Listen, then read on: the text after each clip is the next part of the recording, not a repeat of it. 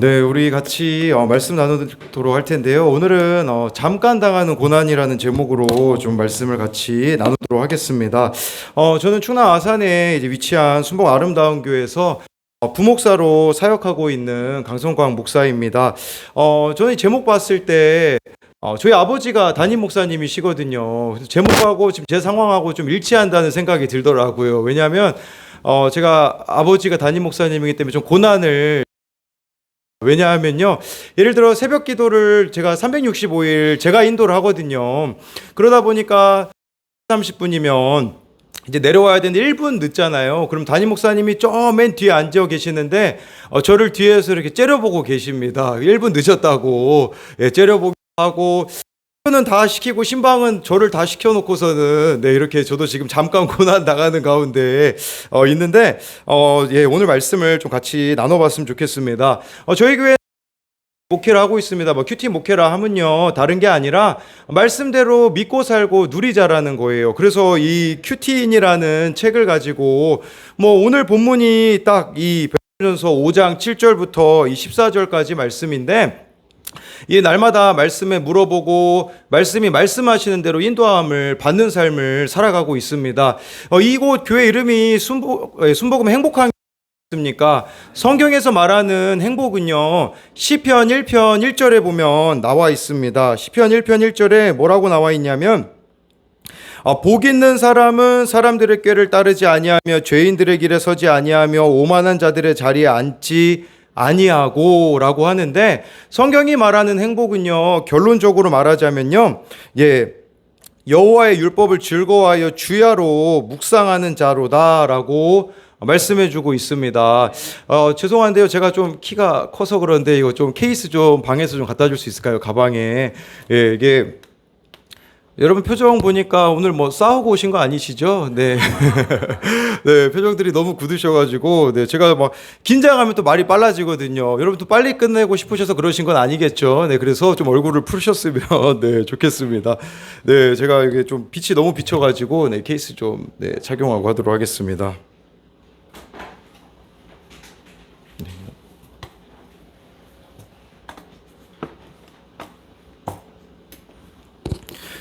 네, 그래서 이 말씀 묵상에 대해서 여러분들이 행복한 사람이 되기 위해서는 결국은 말씀 묵상을 해야 된다라는 의미라고 볼 수가 있습니다.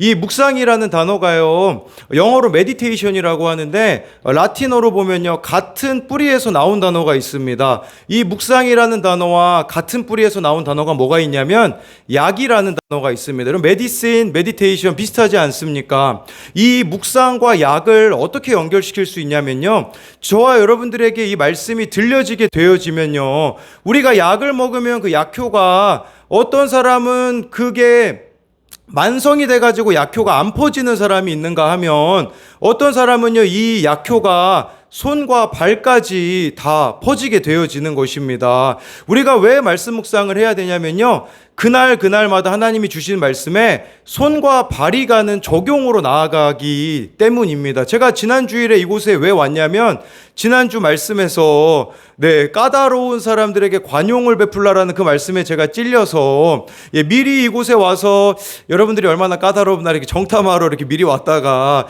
이렇게 나가면 좋겠구나, 말씀에 순종해서 나오게 되었습니다. 그래서 이 말씀 묵상의 꽃은 적용이고요, 이 말씀 묵상의 끝은 영혼 구원이라고 할 수 있습니다. 내가 정말 말씀을 깊이 묵상하면요, 결국 다른 영혼을 위하여서 내 시간을 내주고 삶을 내주고 그렇게 살아갈 수밖에 없는 것입니다. 여러분, 이 말씀 묵상이 딱 두 가지 종류가 있습니다. 첫 번째는요, PPT 좀 넘겨주실래요? 이게 작동이 안 하는 것 같네요. 첫 번째는요, 창문형 말씀 묵상을 하시는 분들이 있습니다. 이 창문형이라고 하는 것은요, 여러분들이 설교를 들을 때나 말씀을 읽을 때 꼭 생각나는 사람이 있지 않습니까? 이 말씀은 내 남편이 들어야 되는데, 내 아내가 들어야 되는데, 내 자녀가 들어야 되는데, 여러분, 그런데요, 말씀을 통해서 다른 사람이 보이게 되어지면 이 말씀은 바른 말씀 묵상이라고 할 수가 없는 것입니다. 왜냐하면 성경 말씀은 나를 비추는, 그럼 우리가 거울형으로 말씀 묵상을 해야 된다라는 의미가 될 수 있습니다. 이 말씀에 나를 비추어 보는 겁니다. 제가 지난주 말씀에 까다로운 사람에게도 하라라는 그 말씀에, 여러분 우리가 그냥 창문형으로 하면 어떻게 말씀 묵상할 수 있겠습니까? 나한테 까다롭게 하는 사람이 누가 있지? 이제 이런 부분들을 좀 생각할 수 있잖아요. 그런데 이 말씀을 거울로 나를 비추면 어떻게 되어지냐면, 내가 다른 사람을 까다롭게 한 적은 없는가? 내 자신을 그 말씀에 비추어 보는 거죠. 그래서 제가 아내한테 물어봤습니다. 내가 당신에게 좀 까다로운 사람이냐고. 매우 까다로운 사람이라고 이야기를 하더라고요. 그래서 제가 그날 회개했습니다. 다른 사람에 대해서 지적하고 판단하는 것은 너무 쉽습니다. 그런데 이 말씀을 통해 나를 비추고 나를 바꿔가는 것은 저와 여러분들에게는 좀 부담스러울 수 있지만, 이렇게 내가 변화되어져 가잖아요. 그러면 상대방이 변화되어져 갈 수 있다라는 것입니다. 여러분, 제가 여러분들에게 한 가지 질문을 드리겠습니다. 사람은 고쳤을 수 있을까요? 고쳤을 수 없을까요? 네, 고쳐줄 수 있습니다. 역시 이 교회는 믿음이 대단하시군요. 여러분, 왜 고쳐줄 수 있을까요? 나만 봐도 알 수 있지 않습니까? 우리를 어떻게 하나님이 변화시켰는지를 보면요. 저도 그랬습니다. 저는 이제 필리핀에서 한 7년 정도 유학 생활을 했거든요. 피부 색깔도 거기랑 잘 맞아서 아주 안전하게 잘 살다 왔습니다. 그런데 제가 고등학교 때 저희 부모님이 이제 제가 한국에 계시니까 진짜 못된 짓을 많이 했거든요. 왜냐하면 막 거기 교회에 저한테 관심 안 가져주시는 분들이 있으면, 그 필리핀은요, 그 성탄절 기간에 폭죽을 팔거든요. 그러면 막 마음에 안 드는 집 가가지고 막 몰래 폭죽 설치하고 도망가고 막 그런 짓을 했어요. 심지어 저희 교회 그 부목사님이 저한테 관심을 안 가져주는 거예요. 그래서 제가 어떻게 했냐, 제 친구들하고 같이 가가지고요, 폭죽을 5개 설치하고 이제 도망갔었거든요. 그런 죄인이 바로 저였습니다. 제가 지금 청소년들을 한 13년째 만나고 있거든요. 가끔 이런 생각이 들었어요. 지지난주에 좀 답이 안 나오는 청소년이 있어가지고 속으로 뭐라고 생각했냐면, 저거 언제 인간 되려나, 이제 제가 이런 생각을 했거든요. 근데 하나님께서 저에게 주신 마음은 무엇이었냐면, 너는 더했다라는 마음을 주시더라고요. 제가 더했다라는 그 마음을 주시니까요, 사랑하지 못할 사람이 없더라고요. 여러분, 근데 이게 그냥 제가 하는 말이 아닙니다. 왜냐하면 성경을 읽어보시면요, 사도 바울이 그러했습니다. 사도 바울이 그 인생의 말년의 기록, 그 성경 말씀에서 자신을 뭐라고 표현하냐면, 나는 죄인 중에 괴수라고 말합니다. 죄인 중에 괴수라고 말하는 것은요, 죄인 중에 가장 끔찍한 죄인이 나다라는 그 고백을 사도 바울이 했다라는 것이죠. 여러분, 그 고백이 실제가 되면 어떻게 되어질까요? 사랑하지 못할 사람이 없는 겁니다. 나보다 더 큰 죄인이 없다는 것을 알면 우리가 누구를 사랑하지 못하겠습니까? 그렇기 때문에 고치지 못하는 인생은 없다라는 거죠. 지금 제가 함께하고 있는 사람들은 인간적으로는 좀 함께할 수 없는 청년들하고 함께하고 있습니다. 저희 교회가요, 그렇게 크진 않는데 청년들이 카테고리가 다양합니다. 정신병은 다 있는 것 같아요. 우울증, 조울증, 공황장애, 분노조절장애, 경계성지능, 지적장애 다양합니다. 그리고 가정에 대한 아픔들도 다양합니다. 세 번째 아빠와 같이 살았다가 그 아빠가 집을 나간 청년, 두 번째 아빠까지 같이 살았는데요. 그래서 지금 배다른 동생하고 엄마와 또 살고 있는 청년도 있습니다. 여러분, 어떻게 제가 그들과 함께 할 수 있을까요? 저에게는 그들을 사랑할 수 있는 능력이 없습니다. 그러나 그날 하나님이 저에게 주시는 말씀을 따라 회개할 때에 사랑할 수 있게 되어짐을 경험하게 됩니다. 어제 이 큐티인 본문 말씀이 베드로전서 5장 3절 4절이었는데요. 우리 같이 읽어보겠습니다. 시작. 맡은 자들에게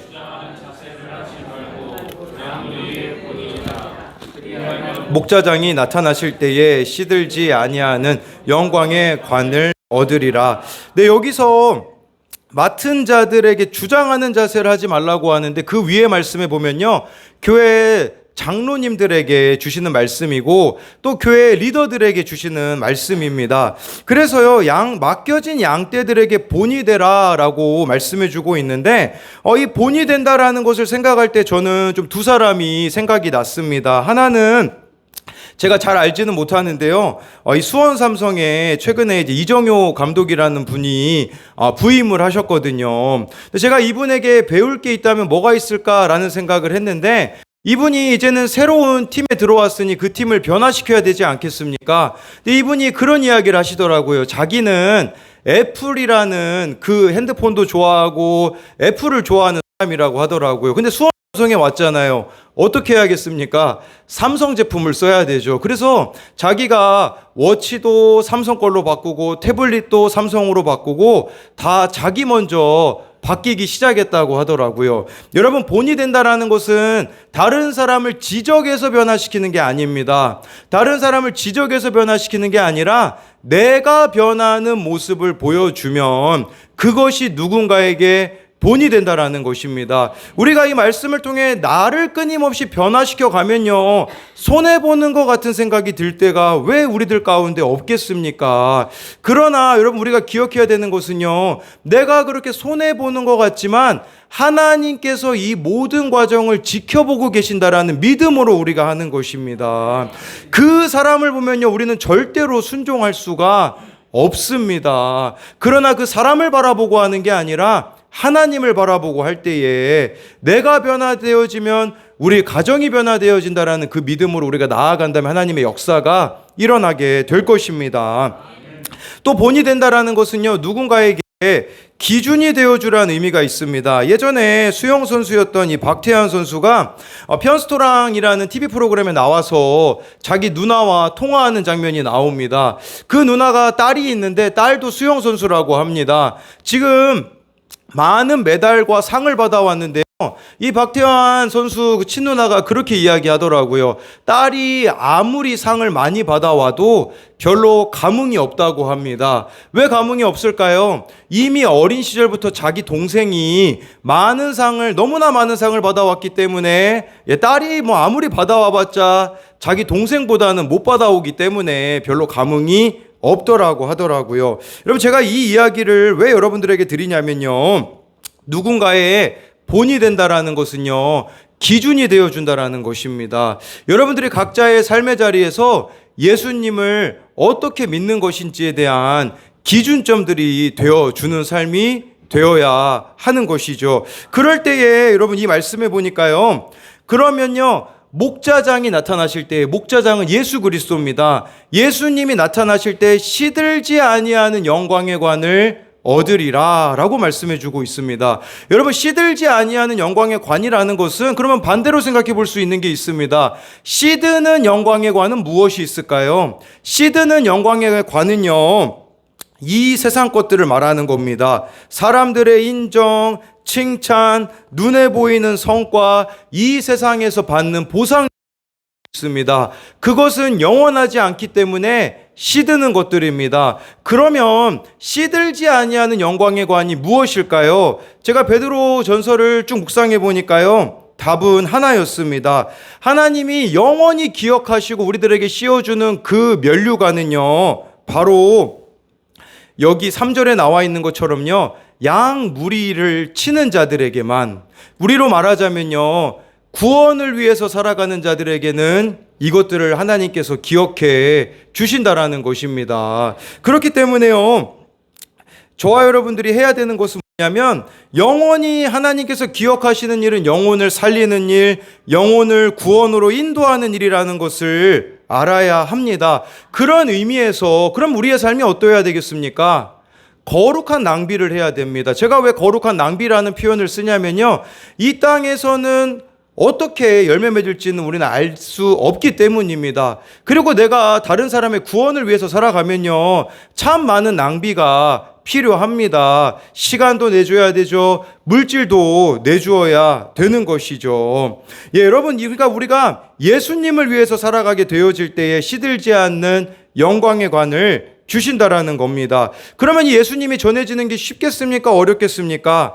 당연히 어렵습니다. 그래서 제가 예수님을 전하지만 때로는 좀 무의미하게 느껴질 때가 있습니다. 저는 이제 제 아들이거든요. 이제 조기 교육으로 전도를 시켰습니다. 그래서 저희가요, 학교 앞에 가가지고 지금 전도지 나눠주고 있는 모습입니다. 제가 지금 38살인데 27살 때부터 네, 이렇게 전도, 학교 앞 전도를 갔습니다. 왠지 아산시에 예수님이 학교 앞에 계실 것 같아서, 처음에는요, 초코파이 200개씩 포장해서, 일주일에 3학교씩 갔습니다. 600개의 초코파이 전도지를 들고서는 매주 3학교씩 갔습니다. 그 학교들을 가면서요, 이런 기도를 드렸습니다. 하나님, 이 학교마다 기도 모임들이 생기게 해주세요. 여러분, 이거 무모한 도전 아니겠습니까? 어느 학교에는요, 제가 갔더니요, 글쎄 저한테 그 학교는 좀 아산시에서 좀 빡센 학교였거든요. 제가 딱 초코파이 전도지를 나눠주자 저한테 안 먹어 그러더라고요. 이 학교 앞에 그렇게 전도를 7년 동안 제가 가면서 이 학교들마다 기도 모임이 생기게 해달라고 했거든요. 예, 그러다가요 이제 우리 교회 학생이 고등학생이 되면서 이제 여자 고등학교에 기도 모임을 세웠습니다. 처음에는요 장소가 없어서 옥상에서 3명이서 이 아이들이 하다가 점점 모여들기 시작했거든요. 그러면요 제가 학교 앞에 전도를 그렇게 많이 갔는데 그 전도지 받고 교회 온 사람이 있을까요? 없을까요? 단 한 명도 없었습니다. 그러면 이 기도 모임에 안 믿는 애들도 왔거든요. 이 아이들이 교회 왔을까요? 안 왔을까요? 한 명 왔습니다. 그 한 명이 누구냐?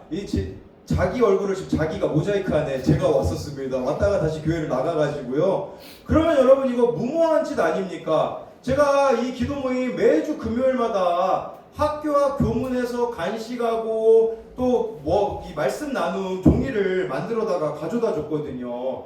열매 없는 거 아니겠습니까? 그런데요, 제가 시간이 지나 보니까 진짜 하나님께서 이 일을 기뻐하시고 기억하신다라는 생각이 들더라고요. 그건 뭐냐면 바로 저희 교회가 큐티 목회를 하고 있는데 정선에 사신 어느 목사님이 자기 딸이 천안에 사니까 야산이 가까우니까 저희 교회를 다니게 하고 싶다고 딸을 강제로 끌고 왔습니다. 그 딸을 봤는데요, 완전 도살장에 끌려온 아무튼 그런 표정이었습니다. 너무 오기 싫은 거죠. 이 딸이 교회 오기 싫으니까 어떻게 하냐면 자기 동생이 군대 갔다가 10월 달에 전역하는데 그 전역하면 우리 교회를 데리고 오겠다라고 이야기를 하더라고요. 그 동생이 이제 교회 오는데 자기가 여자친구가 있다고 하더라고요. 그 여자친구도 혹시 우리 교회에 데리고 오면 안 되냐고 했거든요. 그 여자친구가 누굴까요? 이 사진에 나와 있는 애 중에 한 명이었습니다.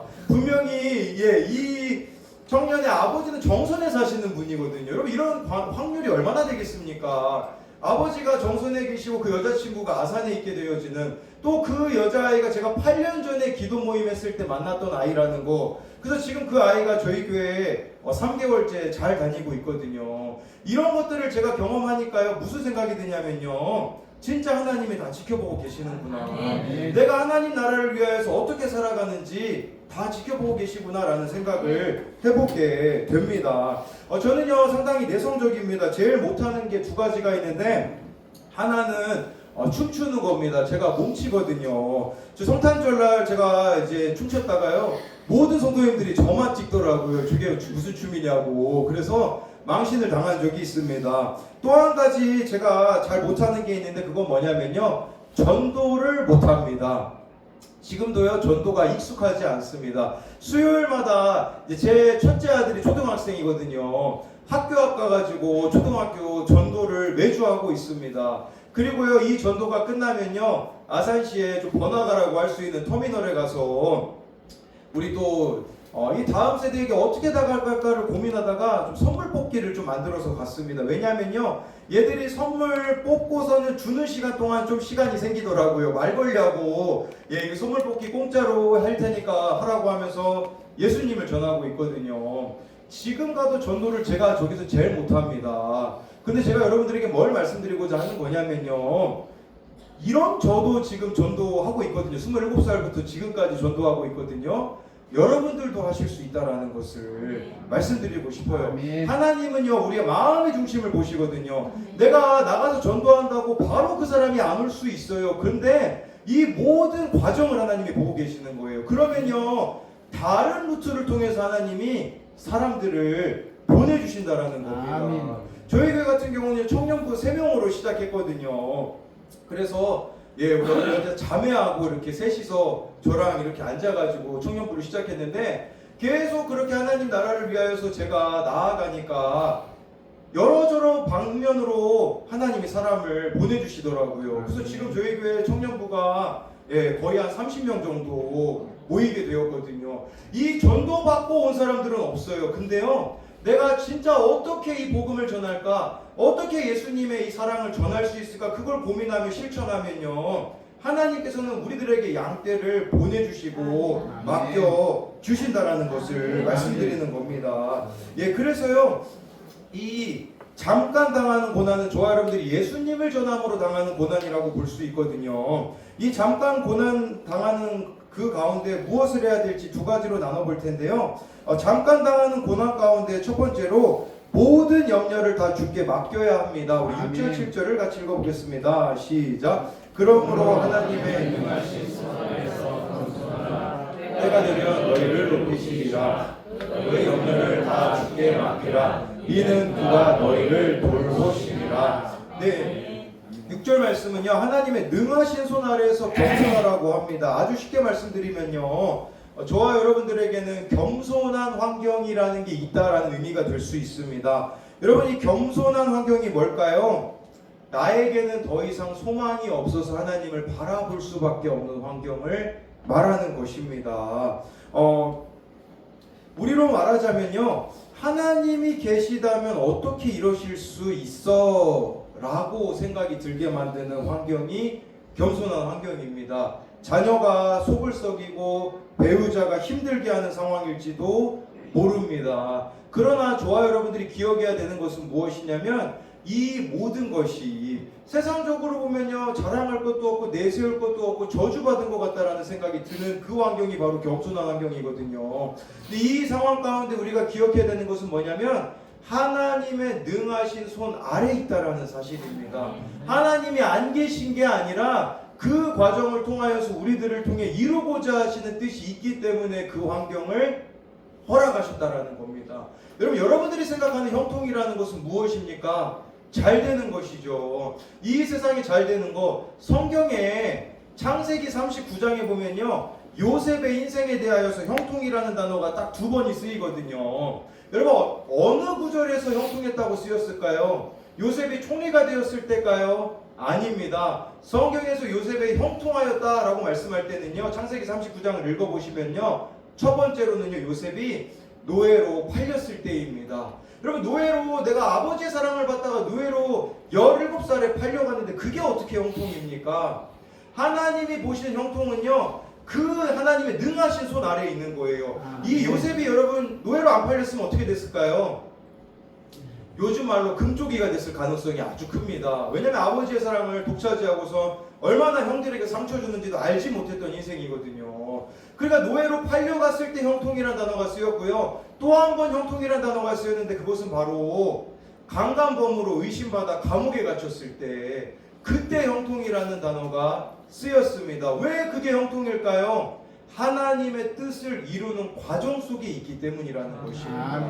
하나님이 요셉을 통해 이루고자 하시는 그 과정 속에 요셉이 거하고 있기 때문에 그것이 형통이라고 볼 수가 있는 것이죠.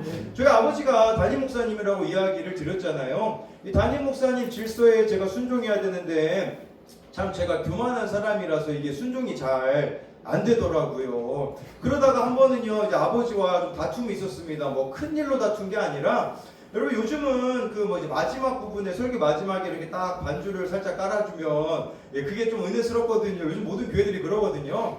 저희 아버지가요, 금요기도회 때 제가 그렇게 이제 반주를 해달라고 해서 딱 기도를 하는데, 예배 끝나자마자 저한테 막 그러시더라고요. 반주 넣지 말라고. 그거 가지고 저랑 저희 아버지랑 싸웠거든요. 근데 토요일 날 싸웠는데, 그날 말씀 본문이 뭐였었냐? 마태복음에 비판하지 말라였거든요. 비판하지 말라 했는데 제가 아버지를 비판했죠. 주일날 말씀에 모래 위에 세운 집과 반석 위에 세운 집 말씀이 나오더라고요. 그래서 제가 아내한테 물어봤어요. 아버지와 화해를 해야 되는데 어떻게 하면 돼? 라고 물어보니까요, 제 아내가 이렇게 이야기하더라고요. 가서 무릎 꿇으라고. 제가 아버지한테 무릎을 꿇어본 적이 없거든요. 근데 그날 말씀이 마태복음 큐티하고 있을 때인데, 근데 제 무릎을 또 꿇은 본을 저희 어머니가 또 보이신 적이 있거든요. 왜냐하면 코로나 때 저희 교회 두 가정이 나갔거든요. 저희 어머니가 아침에 말씀 묵상하시다가 그 두 가정 찾아가서 무릎 꿇으셨습니다. 그리고 빌고 오셨어요. 죄송하다고, 제가 부족해서 생긴 일이라고. 그리고 그날 아침에 저랑 어머니랑 같이 식사를 하는데 제 앞에서 그렇게 어머니가 우시더라고요. 저는요, 어머니의 그 모습을 통해서 목사로 어떻게 살아가야 되는지 배웠어요. 그것은 뭐냐면 영혼을 살릴 수 있다면 자존심 같은 거 버리는 거더라고요. 그래서 제가 주일날 어떻게 했냐면 적용하기로 했어요. 저희 아버지한테 가서 무릎 꿇으려고 하니까요, 이게 진짜 쉽지가 않더라고요. 꿇어본 적도 없고 너무 민망해가지고 아무도 없는 시간에 이제 몰래 가가지고요, 딱 저희 아버지가요 삐져 계시더라고요. 왜냐면 그날 새벽기도 안 나오셨거든요. 삐지셔가지고. 그래서 제가요 아버지한테 가가지고요 무릎을 꿇었어요. 아버지, 제가 담임 목사님 질서에 순종하지 못해서 죄송해요 라고 제가 무릎을 꿇었거든요. 어땠을까요? 제 마음 가운데 평안함이 있더라고요. 놀라운 경험을 했는데 그게 뭐냐면요, 바로 그거였어요. 제 마음에 주님이 그렇게 말씀하시는 것 같았어요. 야, 성광아, 네가 나를 이렇게까지 사랑하는구나. 내가 너를 높일게 라는 마음을 주시더라고요. 지금 6절 말씀이 그거잖아요. 하나님 보고 우리가 자기 부인하고 십자가 지는 그 순종을 하면요, 때가 되면 하나님이 높이시리라고 하지 않았습니까? 제가 그렇게 저희 아버지한테 무릎 꿇고 3개월 후에 무슨 일이 있었냐면, 우리들 교회 가서 설교할 수 있는 기회가 주어졌습니다. 여러분, 저 같은 부목사가 우리들 교회에서 설교한 적이 없어요. 거기는 교인이 2만 명이거든요. 저희 교회에 교인 많지 않습니다. 저 같은 그 부목사가 어떻게 거기 가서 설교할 수 있겠습니까? 이게 저의 능력이겠습니까? 그게 아니라 정말 이 말씀에 의지해서 그렇게 아버지에게 저는요 무릎 꿇은 그 모습을 보시고서는 하나님이 세워주신 게 아닌가 싶은 겁니다. 여러분, 이 모든 것이 다 하나님의 손 아래에 있다라는 것을 믿음으로 나아가야 된다라는 것입니다. 저에게 어느 청년은요, 태어났을 때 부모님이 이혼해서 아버지가 홀로 키우셨습니다. 이 여자 청년은 엄마의 품에 대한 그리움이 늘 있었습니다. 이 청년은 제 아들들을 참 부러워했습니다. 왜냐하면 제 아들들은 엄마의 사랑을 받고 있으니 제 아들들이 너무 이 청년에게는 부러운 것이죠. 그러다 보니까 이 외로움을요 다른 것들로 채우기 시작했습니다. 남자들의 품으로 채우기도 하고요. 그리고요 고3 때 제가 이 청년을 만났는데 학교를 가도요 상담실에만 가 있었습니다. 상담 선생님도 포기한 아이입니다. 상담 선생님도 이 아이는 가능성이 없다라고 말하는 그런 아이를 만나게 되었습니다. 이 아이는요 자주 자해를 했습니다. 그래서 자해하고 나서 꼭 사진을 저에게 이렇게 찍어서 보내더라고요. 이해도 안 되고 공감도 안 되고 왜 얘는 내 인생을 힘들게 하나, 그게 저의 첫 번째 마음이었습니다. 그러다가 이 청년이 어디까지 가게 되냐면 동성애 하는 데까지 가게 되었습니다. 이 청년이 여러분 회복될 수 있을까요? 이 청년이요 겸손한 환경 가운데 하나님을 만나게 되었습니다. 무려 한 3년이라는 세월을 기다렸던 것 같습니다. 얘가 돌이킬 때까지. 저라고 왜 포기하고 싶은 마음이 안 들었겠습니까? 어제 이 청년이요 요 말씀 베드로전서 5장 6절 말씀 가지고 이런 큐티 나눔을 올렸습니다. 지금 내가 처한 환경이 하나님의 능하신 손 아래에 있는 환경임을 알고 있나요? 이혼 가정의 자녀로 살아가며 다른 사람에게는 너무 당연한 것들을 부러워하는 내 모습 속에서 비참함을 느껴왔다. 그러나 순봉 아름다운 교회에서 조건 없는 사랑을 경험하며 나의 가정 환경 또한 하나님의 능하신 손 아래에 있다는 것을 알게 되었다. 아멘. 여러분, 우리가 참 좋은 부모 만났으면 하잖아요. 그런데요 진짜 좋은 부모는 누구냐면요 예수 믿게 해준 부모가 제일 좋은 부모입니다. 아멘. 두 가지 케이스가 있겠죠. 정말 부모들이 믿음이 좋거나 아니면 나를 너무 힘들게 하거나 이 청년에게는 너무 힘들게 했던 거죠. 이 사실을 알기 전까지 나는 나 때문에 이혼하셨다고 생각하며 나 자신을 원망했고 스스로를 해치고 삶을 포기하려고 했던 적도 있었다. 하지만 이제는 내 생명을 소중히 여겨주시는 분들을 떠올릴 때 더 이상 함부로 살아갈 수 없음을 고백하게 된다. 나와 같은 아픔과 생각을 가진 사람을 만나기 전까지 하나님 안에서 내 삶을 잘 살아내고 싶다는 소망이 생겼다. 내가 먼저 치유를 경험했으니 언젠가 하나님께서 나와 같은 아픔을 가진 사람들을 보내주실 때 내가 받은 사랑을 흘려보내는 사람으로 준비되어 있기를 간절히 소망한다 라고 하더라고요. 여러분, 우리의 그 연약함을 하나님이 쓰시는 겁니다. 이 청년에게는 부모님이 온전치 못한 것이 약점이죠. 그래서 우울했잖아요. 외로웠잖아요. 그런데요, 그걸 통해서 다른 사람들을 하나님께로 인도하는 통로가 될 수 있다라는 것이에요. 우리는 하나님께 쓰임 받는다라고 하면요, 막 뭔가 대단하게 업적을 이루거나 세상에서 성공하거나 마치 여러분 연예인들이 대상 받을 때 하나님께 영광 돌립니다라는 그런 고백을 할 때 하나님이 영광 받으신다고 생각하는데요. 요한복음을 한번 읽어보십시오. 언제 하나님이 가장 크게 영광 받으셨는 줄 아십니까? 예수님이 십자가에 못 박히셨을 때입니다.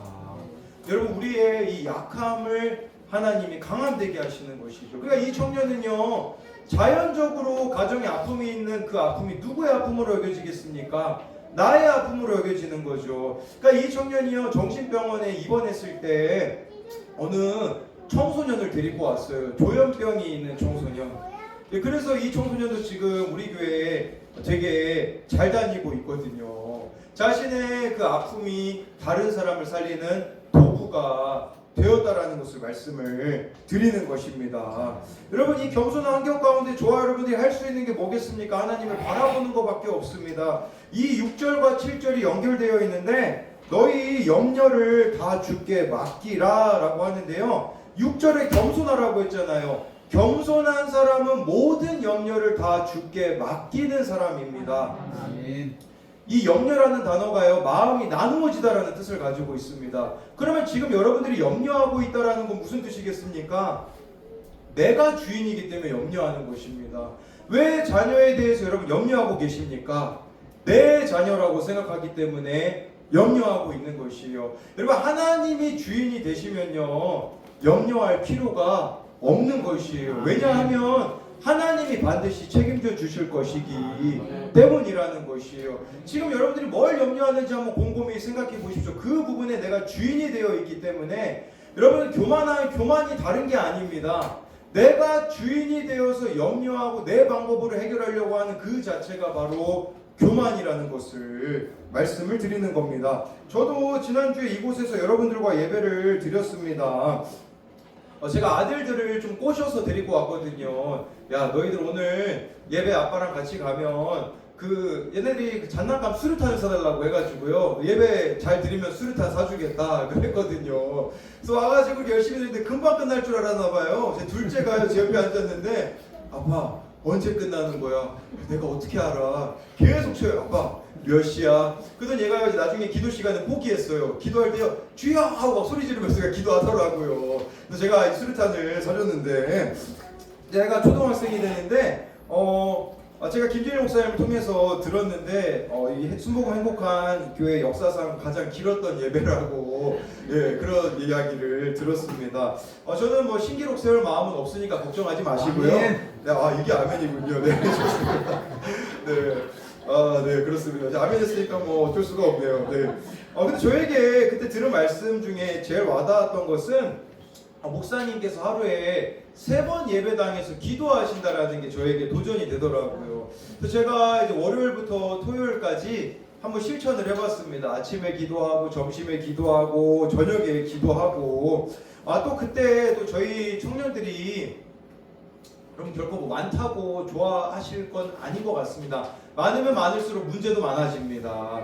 얘들이 속을 안 썩이는 날이 없어요. 또 주일날 또 속 썩이는 소리를 들어가지고 제가 여기서 집회를 마치고 집에 가는데 잠이 안 오는 겁니다. 그래서 어떻게 했냐? 최설 목사님 생각나서 기도했습니다. 아내랑 이거 우리가 해결할 수 없잖아. 같이 기도하자. 그래서 월요일부터 쭉 기도하는데요. 놀라운 것은 뭐냐면 진짜 하나님 앞에 그렇게 기도할 때 하나님이 놀라운 방법들로 그 문제들을 해결해 가시더라고요. 여러분 여기서 너희 염려를 다 주께 맡기라는 것은 가만히 있으라는 말이 아닙니다. 하나님께 대하여 내가 이 하나님과의 관계가 깊어지라는 것입니다. 여러분 그렇기 때문에요. 내가 1시간 기도해서 안 되면 2시간 기도하십시오. 그래서 말씀도요. 1시간 봐서 안 되면 2시간 보시고요. 그게 모든 염려를 주께 맡기는 겁니다. 제가 많은 문제들이 있지만 저는 우울증 없습니다. 왜? 그리고 밤에 물론 지난주는 잠을 잘 못 잤지만 밤에 누우면 잠을 잘 잡니다. 왜 그런 줄 아십니까? 모든 염려를 주께 맡기기 때문입니다. 매일 새벽 3시 반에 일어나가지고요 8시까지 하나님하고 교제합니다. 말씀 보고 또 새벽기도 말씀 전하고 교인들 없을 때 8시까지 기도하고 하면요 그 문제들에 대하여서 더 이상 두려워하지 않게 되어지고 하나님이 책임져 주실 거라는 믿음이 들더라고요. 여러분 이 믿음이 들 때까지 하나님께 저와 여러분들이 매달리셔야 된다라는 것입니다. 그게 바로 하나님이 주인이심을 인정하는 것이고 그럴 때에 하나님이 우리들을 돌보아 주신다라는 것입니다. 여러분 능력 중에 가장 큰 능력의 기도가 무엇일까요? 저는 그게 바로 회개의 기도라고 생각을 합니다. 미국 베델교회를 담임하고 계시는 김한효라는 목사님이 계시는데 이 한효라는 이름의 뜻이요 한국의 요셉이 되라고 아버지가 지어주신 이름이라고 하더라고요. 그래서 이 목사님이 아들을 낳았는데 아들 이름을 세계의 요셉이 되라 그래서 세요라고 지으려고 했는데 성이 김씨여가지고 안 됐다고 합니다. 김세요가 돼가지고요. 그래서 그 이름을 포기했다고 하시는데 근데 이 목사님이요 목회 생활 동안 자기 목회를 변화시킨 말씀이 있었다고 합니다. 그 말씀은 무엇이냐? 바로 로마서 2장 4절이었습니다. 우리 한번 같이 읽어보겠습니다. 시작. 오 내가 하나님의 인자하심이 너를 인도하여 회개하게 하시기를 알지 못하여 그의 인자하심과 용납하심과 길이 참으심이 풍성한 일을 시작합니다.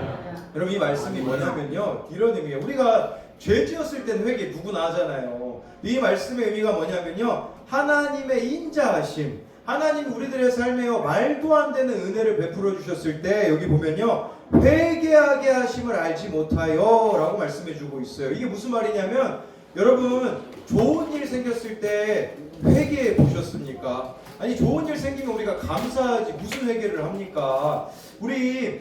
제가 또 수성이랑 또 친한데 수성이가 호원대학교 들어갔었잖아요. 네, 호원대 다녔는데 정말 좋은 대학 드럼으로 들어갔죠. 회개해 봤습니까? 안 해봤죠. 우리 좋은 일 생기면 회개 안 하잖아요. 이 말씀이 그 의미예요. 좋은 일 생겼을 때 회개해라 이 뜻이거든요. 목사님 이것도 이해가 안 되는 거예요. 아니 어떻게 좋은 일 생겼는데 내가 회개를 해. 그래가지고 하나님 이렇게 기도해야 돼요. 하나님 좋은 일 한번 생기게 해주세요. 그럼 제가 한번 회개해 보겠습니다. 그랬다고 해요. 근데 무슨 일이 생기냐? 이 목사님 아들이 수학 경시대회 나가서 금메달을 땄다고 합니다. 금메달을 땄는데 이 말씀이 딱 생각난 거예요. 말씀 묵상하다가. 그래서 이 목사님은 어떻게 했냐면요. 하나님께 회개한다고 했잖아요. 그래서 하나님 앞에 이렇게 기도했다고 해요. 하나님, 우리 아들이 수학 경시대회 나가서 금메달 딴 거 기쁜 마음으로요. 회개합니다. 이랬다고 하더라고요. 이게 마음이 안 잡히는 거예요. 여기 기쁜 일은 어떻게 그런 마음이 생깁니까? 그러니까 회개합니다. 그러고요. 또 두 번째로요. 이건 좀 아닌 것 같아가지고 하나님 우리 아들 금메달 딴 거 회개합니다. 세 번째 기도할 때 이게 무슨 뜻인지 알았다고 하시더라고요. 세 번째 하나님 아버지 우리 아들 금메달 딴 거 이때 막 목사님이 울음이 터지시면서 회개합니다. 하는데 이런 생각이 들었대요. 하나님이 마치 이렇게 물으시는 것 같았대요. 야, 너 네 아들 수학 경시대회 나가는 거 알았니? 몰랐거든요. 너 성도들 자녀들 아프면 기도해주는 목사 좋은 목사라는 말을 성도들에게 듣는데 내 아들 수학 경시대회 나가는 거 가지고 기도해준 적이 있니? 목사님이 이제 회개가 되는 거예요. 아들한테 한 번도 수학 문제를 풀어주지 못한 못된 아빠라는 게 깨달아져서 회개가 되었다고 하더라고요. 그래서 이렇게 이야기했다고 합니다. 하나님, 저는 금메달 딴 아들을 누릴 자격이 없는 못된 아빠입니다. 이게 회개가 되었다고 하더라고요. 그러면서 이 목사님이 그런 이야기를 하시더라고요. 우리가 좋은 일이 생기면 감사하잖아요. 그러면요, 하나님께 돌려야 되는 영광의 지분을 내가 뺏는 게 있다고 하더라고요. 무슨 말이냐면요, 좋은 일 생기잖아요. 하나님이 행하신 일 90%, 내가 한 거 10%가 들어간대요. 근데 좋은 일 생겼을 때 회개해 보니까요, 이분이 그런 이야기를 하시더라고요. 순도 100%의 영광을 하나님께 돌릴 수 있다라는 그런 고백을 하시더라고요. 여러분, 그렇기 때문에 정말 우리들의 삶 가운데 바로 하나님 앞에 돌이키는 방향으로 나아가야 되는데, 우리 계속해서요 8절 9절 말씀을 읽어보겠습니다. 시작. 근신하라 깨어라 너희 대적마귀가 너희는 믿음을 굳건하게 하여 그를 대적하라. 이는 세상에 있는 너희 형제들도 동일한 고난을 당하는 줄 알리라. 네, 이 말씀에 보면요 8절에 근신하라 라는 것은요 취해 있지 말라는 뜻입니다. 세상에 취해 있지 말고, 또 이 근신이라 하면요 절제, 자제, 통제된 삶을 말하는 것입니다. 그러니까요 충동적인 말, 감정적인 반응, 자기중심적인 선택을 멈추고 하나님 앞에서 자신을 다스리는 태도를 취하라는 것입니다. 여러분, 뭐 깨어라라는 말은요 뭐 설명 안 드려도 아시겠죠. 깨어 있으라는 말이겠죠. 잠깐 방심하면 사탄이 틈타기 때문에 근신하라 깨어라 라는 것은요 하나님께 대하여 살아있는 믿음을 매일매일 소유하라는 뜻입니다. 아멘. 왜 그렇게 해야 되냐면요 대적마귀가 우는 사자같이 두루다니며 삼킬 자를 찾고 있기 때문입니다. 여러분, 말씀의 유통기한이 얼마나 될까요? 오늘 들은 말씀을 가지고 일주일을 산다는 것은 불가능합니다. 말씀의 유통기한은요 하루입니다. 제가 제일 좋아하는 말씀은요 시편 119편 105절입니다. 주의 말씀은 내 발의 등이요 내 길의 빛이니이다. 주의 말씀은 내 발의 등이라고 합니다. 이 등이라는 단어를 보면 등불이라는 뜻입니다. 제가 이스라엘에 성지순례를 다녀온 적이 있는데 이스라엘에서 실제로 등불을 봤습니다. 그런데 그 등불은요 멀리 비추는 등불이 아닙니다. 마치 라이터를 켜면 발 한 발자국 보여주는 그 정도밖에 안 되는 거였습니다. 주의 말씀은 내 발의 등이요라는 것은 무슨 말이냐면요 오늘 말씀이 내 한 걸음을 인도한다라는 뜻입니다. 그러니까 저와 여러분들이 그날 말씀, 여러분 사탄이 휴일이 있을까요 없을까요? 사탄은요 연중무휴입니다. 그런데 우리가 하나님의 말씀 앞에 서 있지 않는다면 어떻게 그 사탄의 공격을 막아낼 수가 있겠습니까? 그래서 저와 여러분들이 살아있는 믿음을 갖기 위하여서는요 정말 하나님과의 매일매일 그 교제가 있어야 된다라는 것이죠. 또한 하나님께 대하여 살아있는 믿음을 가지려면요 마귀를 대적해야 됩니다. 이 대적하다라는 단어를 원어로 찾아보니까요 자리를 이탈하지 말라라는 뜻이더라고요. 아멘. 여러분, 우리가 어떤 자리를 지켜야겠습니까? 바로 예배의 자리, 말씀의 자리를 이탈해서는 안 된다라는 것입니다. 아멘. 또한 이탈하지 말아야 하는 자리는 9절 후반절에 나온 것처럼요 너희 형제들도 동일한 고난을 당하는 줄을 알미라. 이것은요 바로 저와 여러분들이 교회 공동체를 이탈하지 말아야 된다라는 것입니다. 아멘. 저희 교회에서는요 구역 예배 때마다 주일 말씀 가지고 이렇게 나눕니다. 나눔 종이를 제가 이렇게 만들어 드리는데 거기 보면 그 말씀으로 적용 질문을 만들어서 각자 이 말씀에 자기의 삶을 비추어서 나누기 시작합니다. 그래서 저희 또 청년들도 토요일마다 청년부에서 우리가 다 포장한 상태로 만나잖아요. 근데 저희는요 있는 그대로를 이야기합니다. 자기가 누군가에게 드러내고 싶지 않는 그런 죄인됨도 드러내게 되는데, 우리 지난주에는 어느 남자 청년이요 미용실 가서 이제 이 청년이 말씀을 알아가다 보니까 그날 말씀이 뭐였었냐, 육신의 정욕을 버리라는 말씀이 그날 말씀이었습니다. 남자들이요 대부분 미용실 가면 뭐 여자 디자이너한테 머리카락을 자르지 않습니까? 근데 이 청년에게 이런 마음이 드는 거예요. 자기도 마음속으로 음욕을 품는다라는 생각이 들어가지고 그날은 남자 디자이너에게 이제 머리카락을 자르겠다고. 그래서 저희 남자 청년들 보고 이제 우리 이발소 다니자고 그렇게 말했더니 저를 좀 이상하게 보더라고요. 예, 여러분 이처럼 우리의 삶에 정말 마귀가 이미 점령해버린 부분들이 있거든요. 여러분들에게는 너무 당연하게 여겨지는 것도요, 말씀으로 비춰보면 당연하지 않은 영역들이 있고 그것들을 하나하나 변화시켜 가야 된다는 것입니다. 서울도 여기 보면요, 고난당하는 줄 알미라. 교회 공동체에서 나눠야 되는 것은 고난입니다. 여러분, 세상 사람들에게 고난을 나누면 약점이 됩니다. 그러나 교회에서만큼은 솔직해지셔야 됩니다. 아멘. 여러분, 예수님이 제일 싫어했던 사람들이 누군 줄 아십니까? 바리새인들입니다. 바리새인을 향하여서 예수님이 뭐라고 말씀하셨습니까? 외식하는 자요 라고 하였습니다. 그 외식이라는 단어를 헬라어로 보면요, 가면을 쓰다라는 뜻이 있습니다. 가면 쓰고서는 내가 진짜 나눠야 되는 것을 안 나누는 거예요. 내가 지금 자녀가 문제가 있는데 이것을 교회에서조차 나누지 않는다면, 또 교회에서 나누는데 그것을 다른 사람의 흠으로 여긴다면 그게 교회 공동체에 합당한 모습이겠습니까? 정말 그 고난을 나눴을 때 나의 아픔으로 여겨지게 되어지면 여러분, 그 고난들로 인하여서 다른 사람들을 하나님께 인도하는 통로가 될 수 있는데, 저희 교회요, 제가 중3 때부터 알았던 우리 지금 청년이 된 아이가 있습니다. 지금 전도사가 됐는데요, 중3 때 저한테 처음으로 이렇게 이야기했습니다. 그 누구에게도 이야기해 본 적이 없대요. 이 청년의 아픔은 무엇이냐? 자신의 어머니가 조현병이라는 겁니다.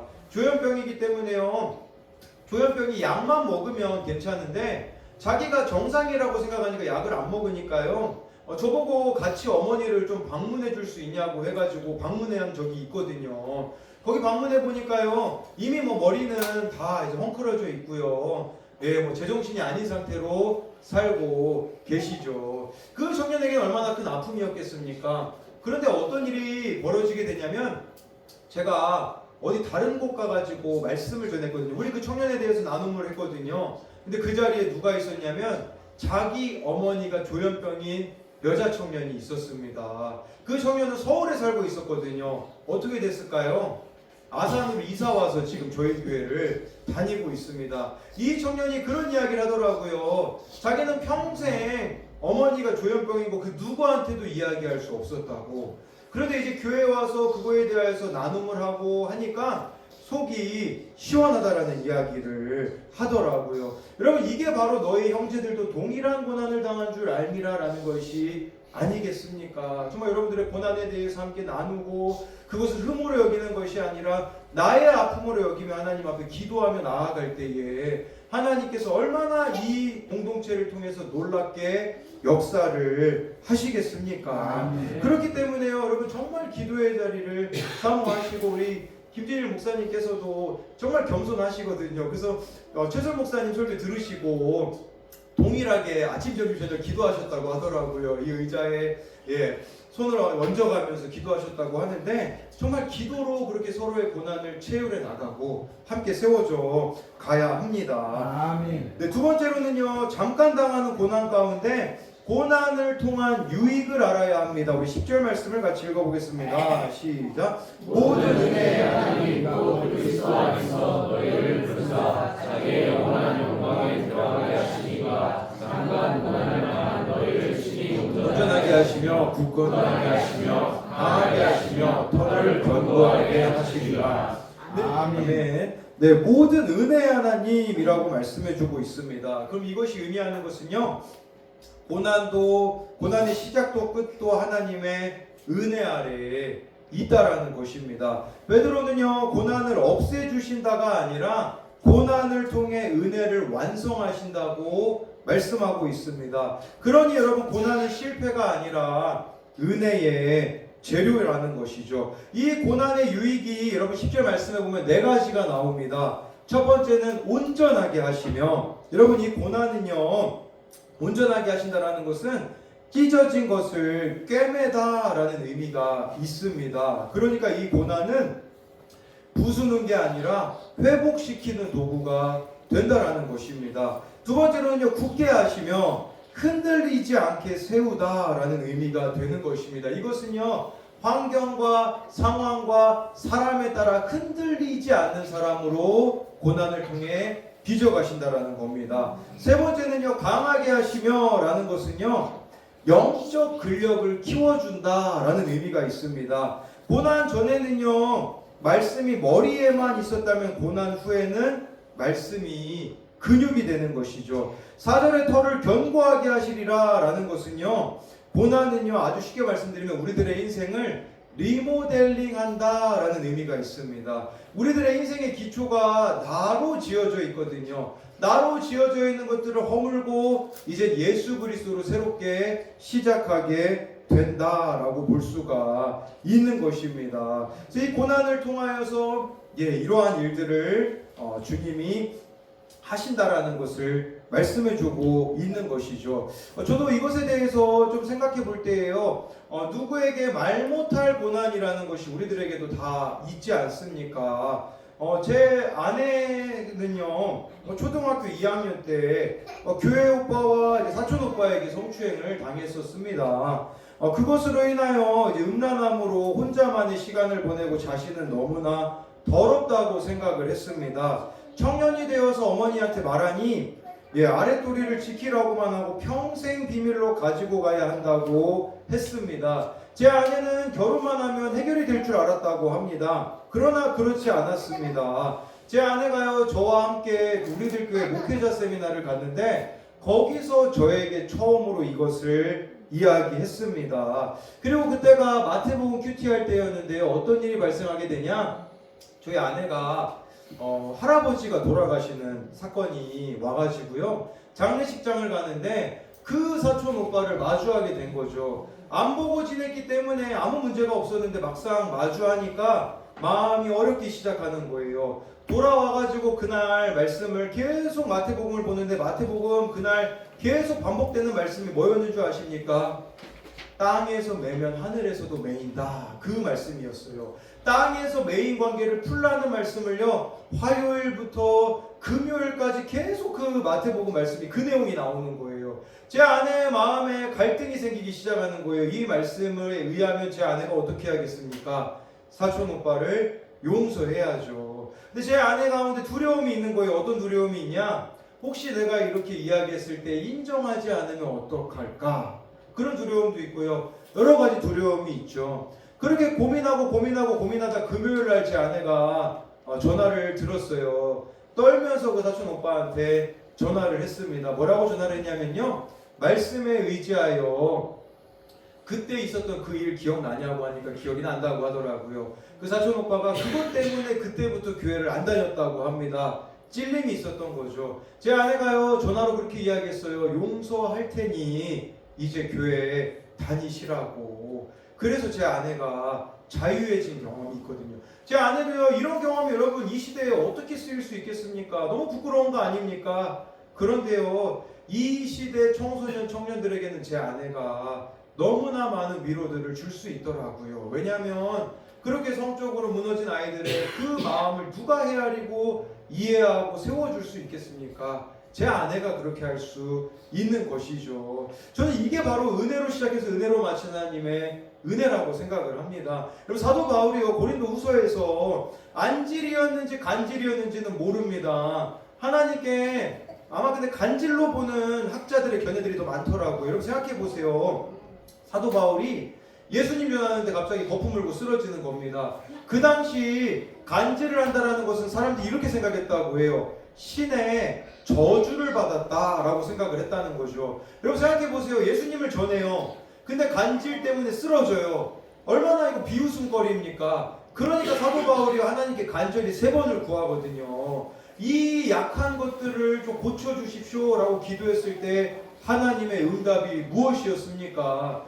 내 은혜가 내게 족하도다. 이는 너의 그 약한 데서 내가 강함이니라 라고 고백하지 않습니까? 여러분, 이게 은혜라는 거예요. 여러분들이 원하는 대로 여러분들의 인생이 된다면 과연 여러분들이 하나님이 붙잡겠습니까?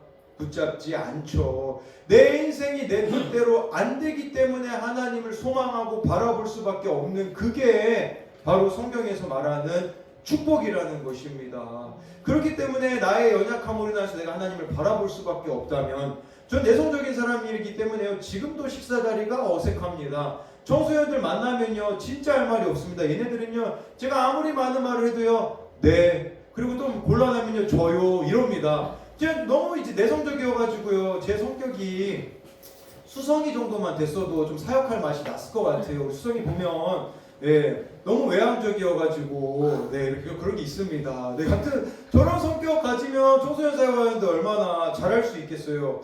제가 아멘 좋아요. 그렇게 될 줄 믿습니다지만 안 되고 있어요. 근데요 그게 필요가 없어지더라고요. 왜 그런 줄 아십니까?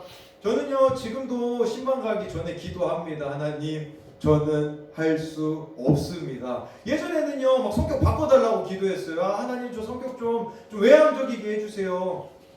여러분, 제가 외향적이었으면 어떻게 했습니까? 그냥 사역도 제 힘으로 한다고 생각했을 것 같습니다. 그런데요 제 힘으로 할 수 없다라는 것을 하나님 앞에 인정하니까 그게 바로 하나님의 은혜 안에 거하는 것이라는 것을 깨닫게 되더라고요. 그러니까 여러분, 어떤 일이 일어난다고 할지라도 있잖아요, 그냥 여러분들의 생각을 가지고선 이거는 이래 저래라고 판단하지 마시고요, 오늘 말씀에서 뭐라고 하셨는가를 생각해 보셔야 됩니다.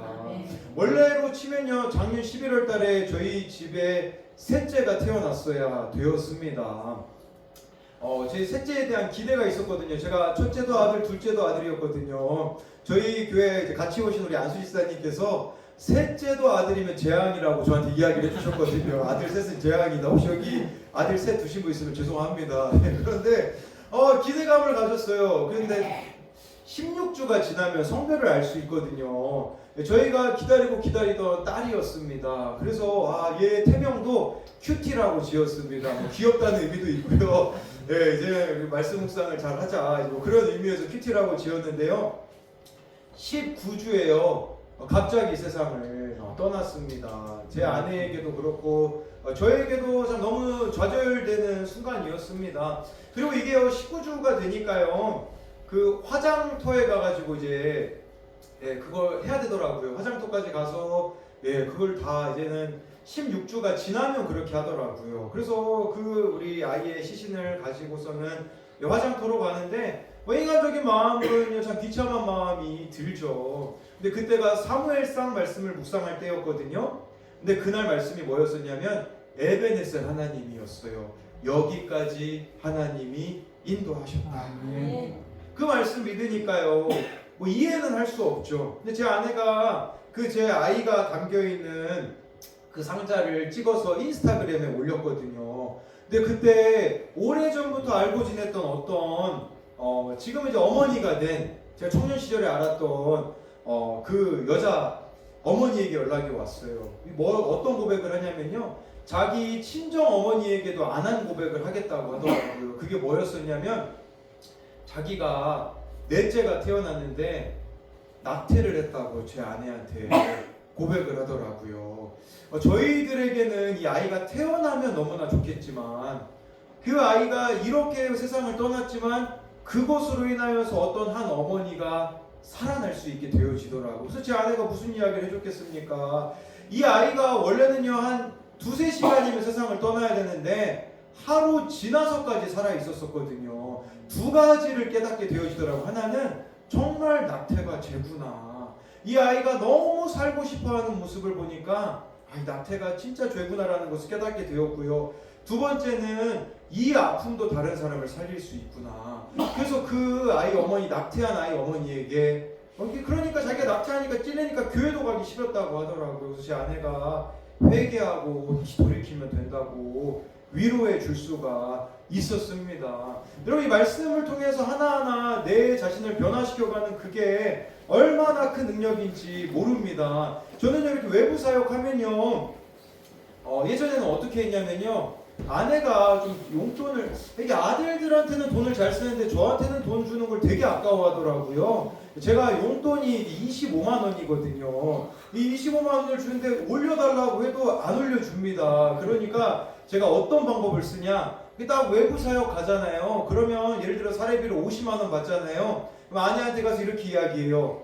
30만 원 받았어 하고서 딱 20만 원을 제가 딱 챙기는 거죠. 이게 몇 번 반복됐는데 그때 제가 말씀 묵상이 무엇이었냐면 느헤미야 말씀을 묵상할 때였어요. 느헤미야에 어떤 내용이 나오냐, 그 당시 대제사장이었던 엘리야십이요, 이 포로로 귀환한 백성들이 막 11조를 잘 안 하는 거예요. 아니 먹고 살 게 없으니까 이제 어떤 방법을 취하냐면요, 그 새로 지은 성전에 도비야라는 사람의 방을 만들어줘요. 그러니까 그 도비야라는 사람에게 방을 만들어주고 그 돈으로 생활하는 거였거든요. 근데 그 말씀을 묵상하는데 무슨 질문이 제 머릿속에 떠오르냐, 나에게 있는 이 엘리야십의 욕심이 뭐가 있을까, 이렇게 생각을 했거든요. 근데 뭐가 생각났을까요? 50만 원 받은 거 30만 원으로 한 거, 이게 생각이 나더라고요. 그리고 제가 막 다른 데 가서 설교하는 거 되게 좋아했거든요. 왜 좋아했을까요? 수입이 생기잖아요. 네, 뭘 인정받잖아요. 저 인정 중독자거든요. 근데 그때 제가 그날 적용으로 뭘 했냐, 이제부터 외부 사역으로 받은 모든 돈은 하나님께 헌금하겠습니다. 다 그 적용을 했거든요. 그러니까 별로 외부 사역 가는 게 기쁘지가 않더라고요. 제가 뭐 사역을 받아도 뭐 저는 교회에 전액 헌금해야 되거든요. 딱 그렇게 재작년 8월에 적용을 했거든요. 와, 그 뒤로부터 막 수입이 짭짤해지더라고요. 그런데요, 그걸 통해서 저를 바꿔가는 그런 모습이 있었습니다. 저는 실패한 사역자, 망한 사역자입니다. 코로나 때 저희 교회 청소년들이 다 교회를 떠났습니다. 50명 넘었던 그 아이들이요, 코로나 때 다 떠나고 5명, 10명만 남았거든요. 어떤 애가 저보고 그러더라고요. 목사님, 우리 교회 청소년부 망했죠? 라고 물어보는 애까지 있었습니다. 여러분, 그러면요, 제가 안 망해 보이는 사역자가 되려면 어떻게 해야 될까요? 예, 우리 축구 선수가 이적 시장이 있잖아요. 좋은 구단으로 옮기면 되잖아요. 저도 다른 교회로 옮기면 되잖아요. 근데 그때 딱 새 교회에서 요청이 오더라고요. 근데 한 교회는 좀 끌렸습니다. 그 교회는요, 좀 유명한 교회예요. 그 교회 가면 예, 저도 이제 안 망한 사람처럼 보일 수 있거든요. 제가 아시는 목사님이 그 교회에 면접 보신 분이 있거든요. 근데 그분이 떨어졌어요. 담임 목사님이 이런 질문을 했대요. 자네 새벽기도 일주일에 몇 번 하나? 저는 합격했을 것 같아요. 저 매일 하잖아요. 근데 이 목사님은 안 하고 있어가지고 떨어졌거든요. 그러면 여러분, 저 안 망한 사람처럼 보이려면 어떻게 해야 될까요? 가버리면 되죠. 그곳으로요. 근데 저도 뭐 가고 싶은 마음이 왜 없겠어요. 뭐 다 떠났는데 저보고 망했다고까지 이야기하는데 비참하지 않겠습니까? 근데 제가요, 그때 하나님께서 저에게 주신 말씀이 무엇이었냐면 민수기 말씀이었어요. 민수기 말씀으로 하나님이 저에게 이렇게 물으시더라고요. 여호와의 손이 짧으냐라고 물으시더라고요. 그 말씀이 무슨 뜻인 줄 아세요? 내가 능력이 없어서 널 여기다 둔 줄 아니? 라고 물으시더라고요. 그 망하는 사건이 없었으면 제가 어떻게 됐을까요? 저는요, 자기 열심으로 사역했을 겁니다. 하나님의 영광을 가로채는 사역자로, 내가 하나님의 영광을 다 가로채면 영혼들을 사랑해서 사역한 게 아니라 이 영혼들로 인하여서 내가 유명해지기 원하는 사역자라는 것을 저는 그때 발견하게 되었거든요. 그렇기 때문에 날마다 말씀을 통해서 나를 비춰가고 바꾸어가는 우리들이 되어줘야 한다는 것이죠. 그때 제가 외부 사역하던 것들을 다 내려놓았던 순간들이 있어요. 왜냐하면 너무 저는 사람들에게 인정받는 것을 좋아하기 때문에 이제는 이 인정받는 길을 다 내려놓아야겠다. 왜냐하면 외부 사역하니까요, 제가 자꾸 드러나고 싶은 마음이 들고 더 많은 사람들에게 인정받고 싶은 마음이 들어서 그때 외부 사역들을 다 내려놓았었거든요. 여러분, 이렇게 우리가 말씀대로 살아가면 손해보는 것 같잖아요. 그때부터 하나님 일하기 시작하십니다. 제가 학교 앞에 7년 동안 학교들 다니면서 기도 모임 생기게 해달라고 했잖아요. 어떻게 됐을까요? 외부 사역 다 내려놓고 할 때 그때 우리 교회에 청년이요, 사서교사로 우리 교회에서 5분인 학교, 5분 거리에 있는 학교에 들어가게 됐어요. 원래 그 학교에 기도 모임이 있었는데 선생님이 92년도부터 인도하신 선생님이 계세요. 92년도면 제가 89년생이거든요. 저 4살 때부터 기도 모임을 인도하신 분인데 타이밍이 어떻게 됐냐? 이분이 교감 선생님이 된 거예요. 더 이상 기도 모임을 인도할 수 없는데 찾기 시작한 거죠. 혹시 이거 기도 모임 인도할 분 없냐고, 우리 교회 청년이 우리 교회 목사님 있다고 그래가지고요. 제가 그 자기 열심을 다 내려놔가지고요. 학교 기도 모임 지금 들어간 지 2년이 됐거든요. 학교 기도 모임, 교사 모임, 그리고 또 기독교 동아리까지도 섬기게 됐는데요.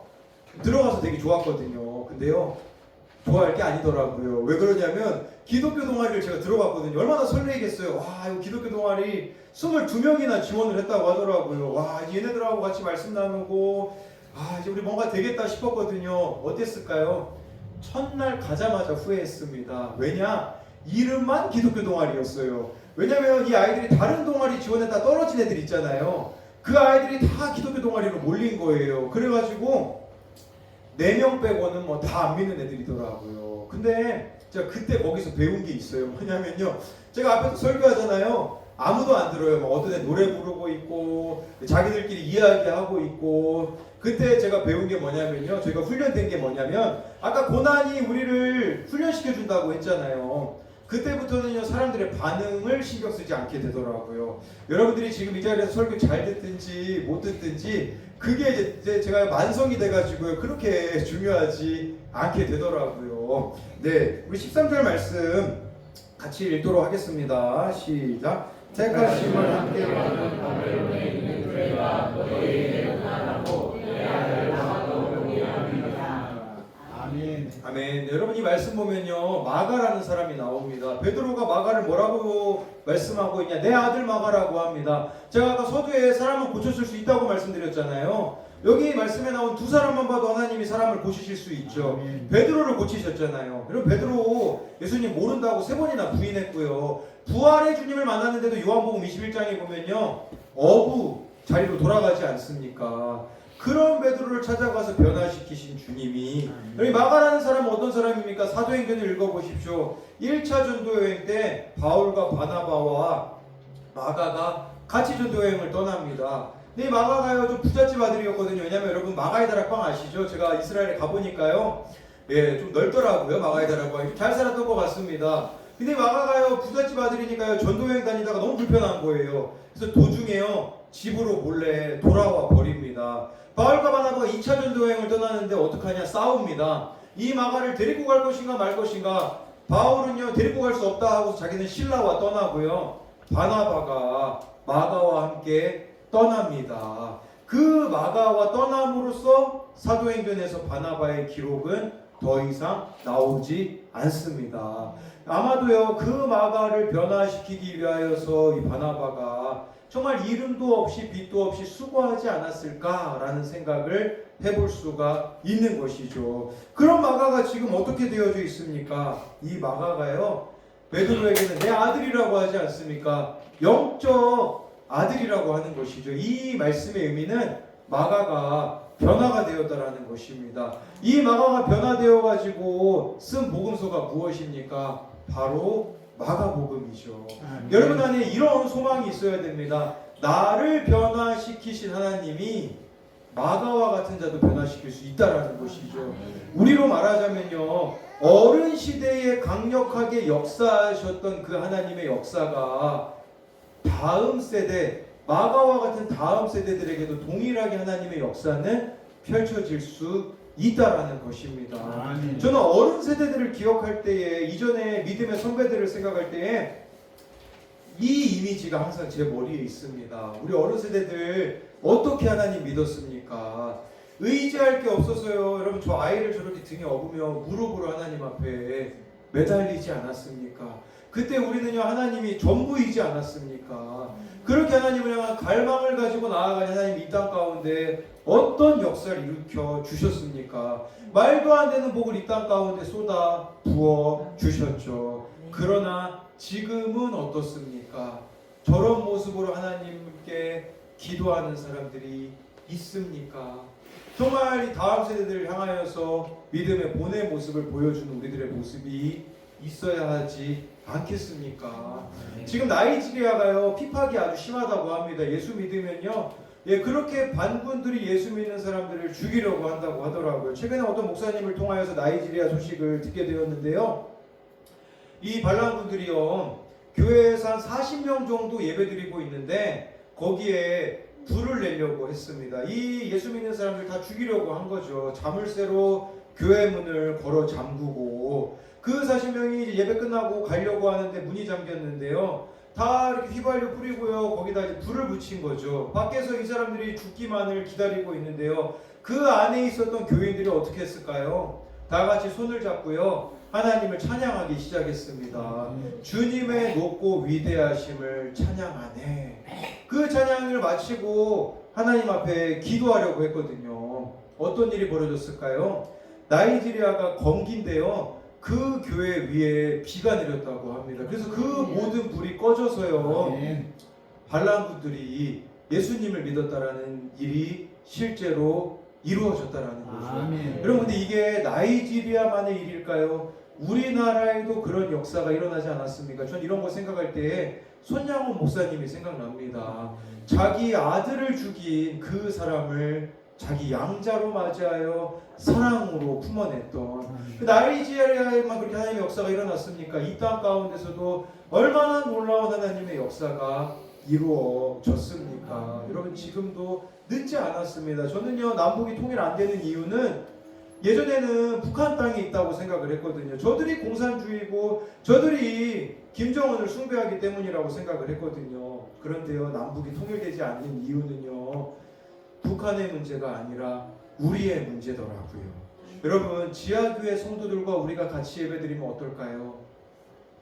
우리 지난주에 최성 목사님이 말씀해 주셨잖아요. 박수도 못 쳐서 그냥 이 손가락으로 박수 친다고, 입술로 찬양한다고 하지 않습니까? 성경을 다 외우고 있다고 하지 않습니까? 하나님을 향한 그런 갈망을 가진 그들과 우리가 함께 예배한다면 하나 될 수 있겠습니까? 우리가 하나님 앞에 엎드릴 때에, 여러분, 성경에서 히브리어로 복이라는 단어를 바라크라고 합니다. 그 바라크라는 단어의 어근이 어디서 온 줄 아십니까? 무릎 꿇다라는 단어에서 왔습니다. 진짜 축복이 무엇인 줄 아십니까? 하나님께 무릎 꿇는 것입니다.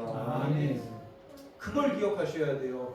아브라함과 사라가 있지 않습니까? 저 사라의 인생이 참 힘들었다고 생각합니다. 왜냐면요, 아브라함이 첩을 둘을 맞이합니다.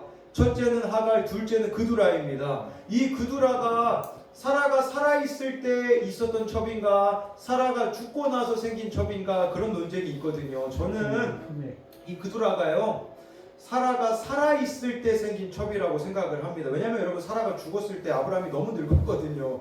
그때 그두라를 통해서 6명 자식을 낳았다라는 것은 좀 힘들지 않겠습니까? 그럼 사라 인생은 어떻겠습니까? 사라는요, 남편이 막 두 첩을 맞이했는데 자기는 자식이 없잖아요. 비참함이 크지 않겠습니까? 여러분, 그리고 남편이 사랑해 줬습니까? 아브라함이요. 위기가 생기기만 하면요, 맨날 아내한테 이렇게 얘기해요. 찌질하게. 뭐라고 이야기하냐? 나의 누이라고 해줘. 예, 그런데 사라가 또 미모가 출중하잖아요. 이 사레가 사라가 되잖아요. 사레는 나의 공주라는 뜻이거든요.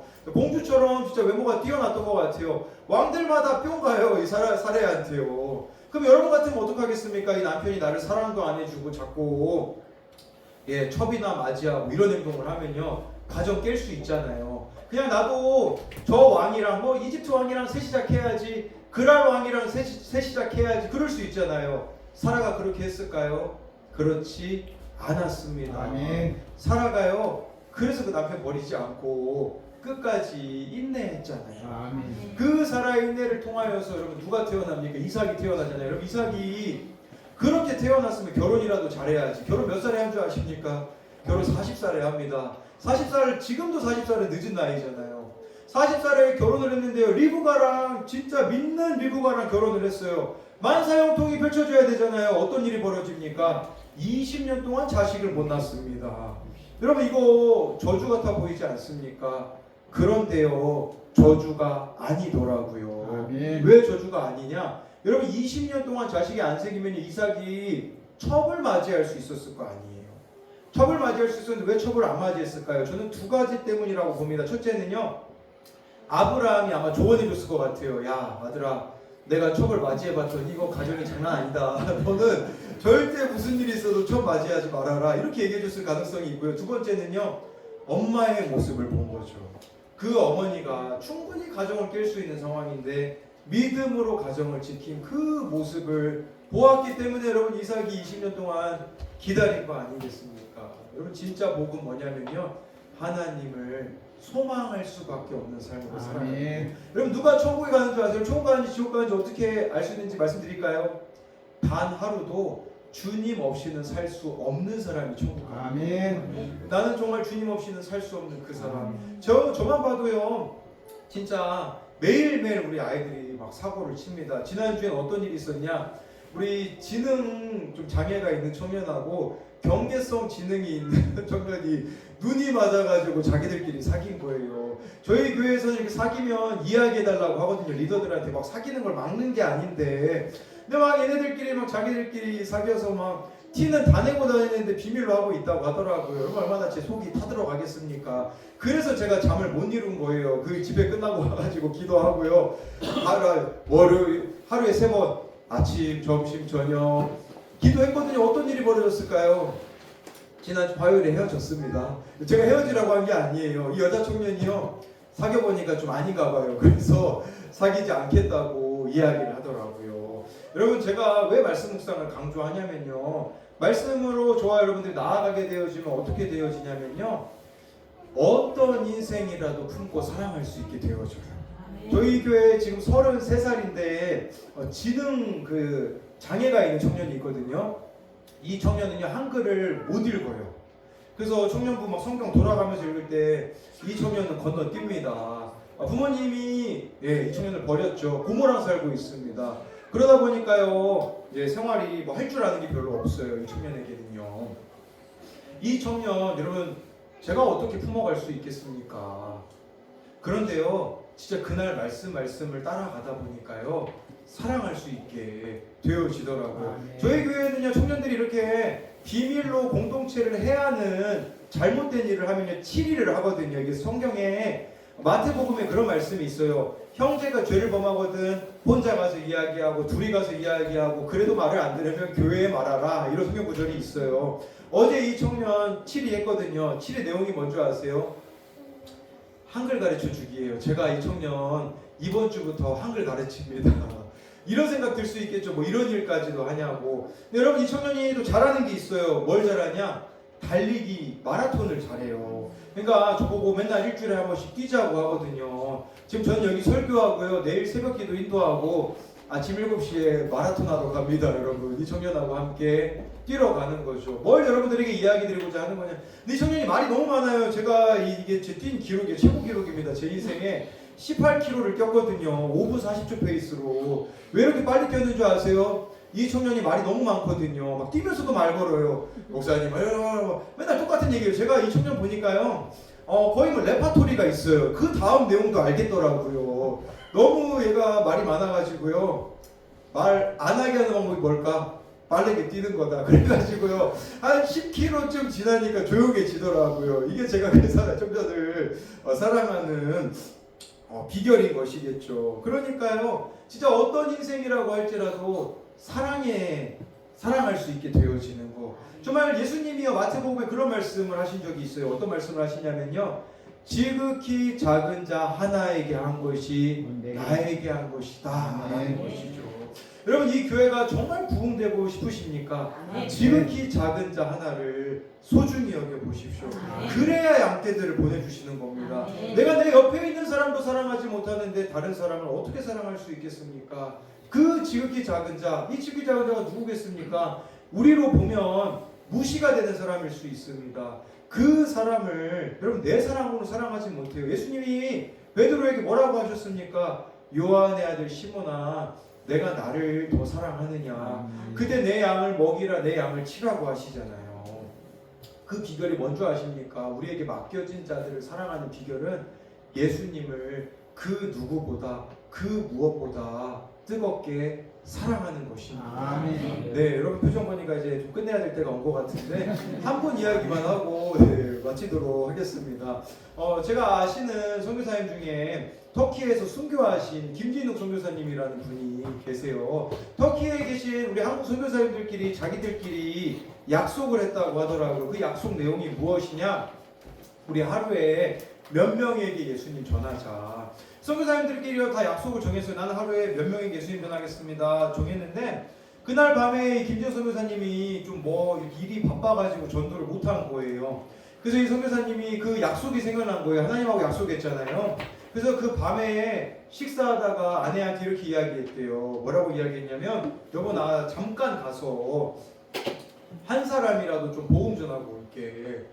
그 자리에서 어떤 청소년한테 칼 맞으셔서 순교하셨거든요. 근데 안타까운 것은 뭐냐면 둘째가 태어나기 별로 안 된 시점이었습니다.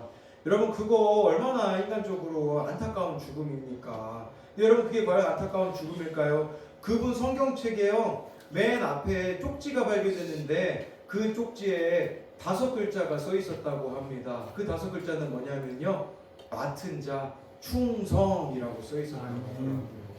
그분은 진짜 맡은 자 충성의 그 사명을 다하고 이 땅을 떠나신 거라고 볼 수 있겠죠. 여러분 정말 주어진 자리에서 저와 여러분들이 충성하는 자들이 되었으면 좋겠습니다. 그 충성이 이루어지기 위해서는 내 힘으로 되어지지 않습니다. 그렇기 때문에 저와 여러분들에게 필요한 것은요, 정말 그 누구보다 그 무엇보다 주님을 뜨겁게 사랑하는 것입니다. 코바디스라는 영화예요. 이 베드로에 대해서 나옵니다. 이게 베드로전서의 배경과 너무 일치합니다. 네로 황제 때거든요. 로마 교회 성도들이요 베드로 보고 도망가라고 합니다.